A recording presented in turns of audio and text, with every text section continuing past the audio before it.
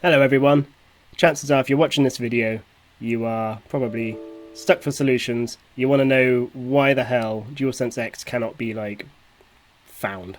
So if this comes up, it's probably because you've got the demo or the application, whatever that might be, on a different drive, because it looks for your user data on the drive that the game exists on.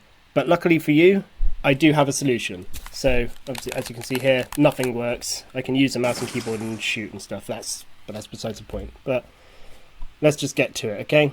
So all you need to do is, on the root directory where the demo game exists, go to DualSenseX demo game, binaries, Win64, and then you might not necessarily see the endings on your file types, but I do because I got that set up.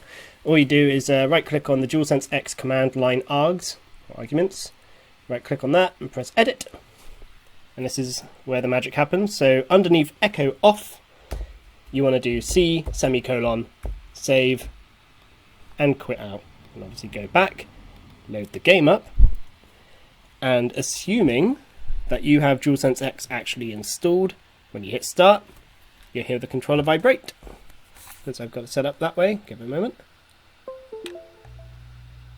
And there we go. So now I can use the controller, and it registers the fact that I'm using the triggers. So if I go into, it's very soft, you hear that the trigger has kind of changed. Very hard. Yep. Let's go vibrate intensity 30. There we go.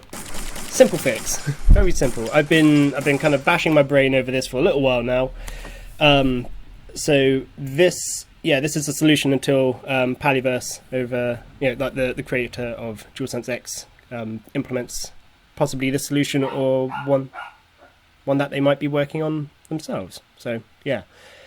Until then, this should hopefully sort out all the issues that you have.